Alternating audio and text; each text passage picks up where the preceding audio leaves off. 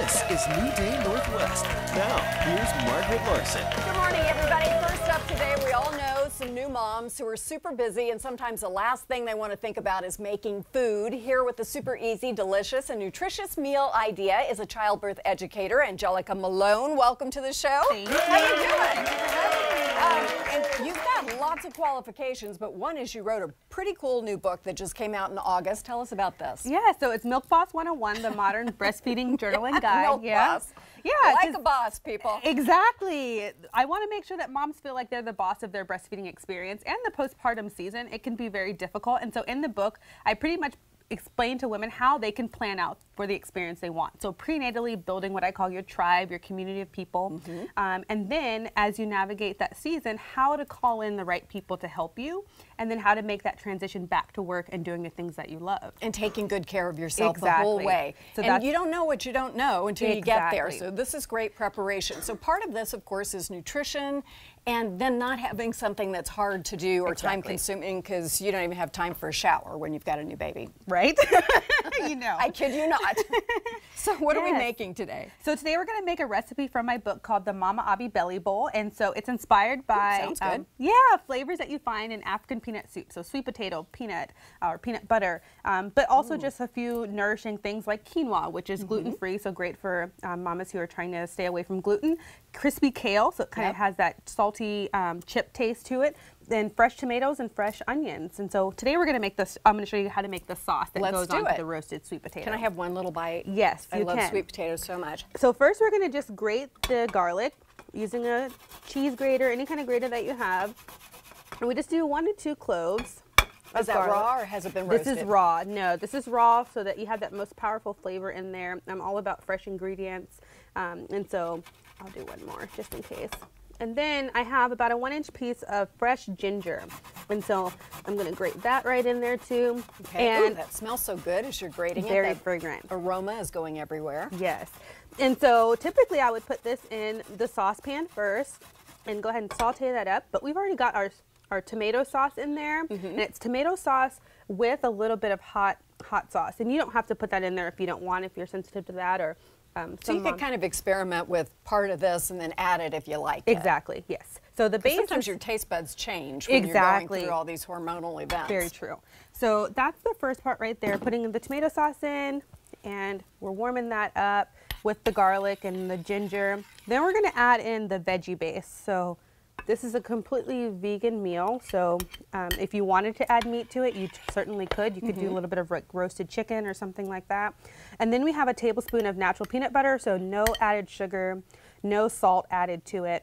Just great flavor. Yes, just and ground peanuts. Does that melt okay? And it does. Make a texture for you? Yeah, we're going to turn up the heat just a little bit. And we'll simmer that. That's good. Get that to go up a little warmer. Okay. And we're going to mix it all together, and it'll usually thicken up, and it actually makes almost like a paste. And so once you do that, you can add in the sweet potato. So we'll let this cook for a minute, but I'll show you the crispy kale that I made is actually just rinsed kale. I'm just snacking my way through this whole thing. I dry it on a baking or on a towel, and then I put it on a baking sheet with parchment paper, toss it with olive oil and a little bit of Himalayan salt. And I roast it for about on 350, 395, anywhere between there, depending on your oven, until it's crispy like a chip. Right. And that's what we're going to use to add to the bowl. That's just the right amount of salty, too. Yes. Whatever you did. Thank you. And then we did the quinoa here in veggie base as well, or in a veggie broth. And then we have fresh tomatoes, so cherry tomatoes. And then we have red onion. And I like the crispiness and the coolness of that red onion in there with all the other really warm ingredients. It just seems so comforting. And I always ask this when we're talking especially about new moms, can I make this in a big, not that I'm a new mom, but could a person make this in a big batch and freeze some of it and then have it for later? Yes, absolutely. So I would say that the kale you can store in just an airtight container or in like a glass jar, like a mason jar. And then the quinoa, of course, you can make that ahead, put it in a plastic container, and then all the fresh ingredients like the cherry tomatoes, usually we'll let it simmer a little bit longer, but I think this will still be really, really tasty. So we're mixing up a little bit of the sauce with the sauce with the sweet potato. And so the roasted sweet potatoes were actually done in the oven, very similar to the kale. So we did a little bit of olive oil, salt, and pepper. I'm going to put the kale first. Oops. Here, let me turn that off. Back on there. So do you want it on or off? We can leave it just like that. Doesn't need to be.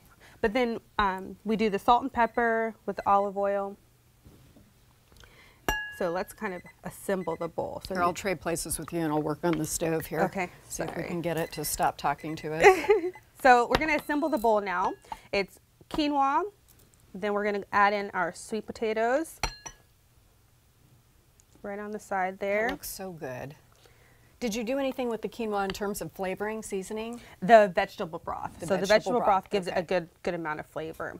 So in the book, as you talk to people about this, do you have an opinion about gluten-free during breastfeeding or going vegan? So the most important thing is that the mom is eating things that are comforting to her. If there are things that give her gas or make her irritable, they can then be given to the baby and make the baby irritable as well. So whatever your normal healthy diet is, that's what you want to stick with, something like that. You do not want an irritable mom. Yes, you don't want an irritable mom, or you don't want an irritable baby. Nobody's happy when that happens. Yeah. So in the book, it's really about empowering women to have the experience that they want, and that's the same thing I bring to the birth experience, the postpartum time when I'm with them, prenatal education, all of that. It's about empowering the mom to have the experience that she wants and helping her to have the support system necessary. Well, it's a life-changing moment, and it's one of those times when if you haven't been eating at your best, then this is a good time to start for so many reasons. And then you end up with this beautiful bowl like that. Is this one of your favorites? Am I getting to have a bite of this? Yes, you can have a bite. I cannot wait. There's a fork, and then I'll go ahead and make another one over here for myself. So what other ingredients do you, this is, as you say, kind of an African flavored dish. Do you have other things that draw from different cultures? Yes, so we have a Mediterranean one, the Mama Arena bowl. So it's got pine nuts in it. How is it? It's delicious. It's got pine nuts.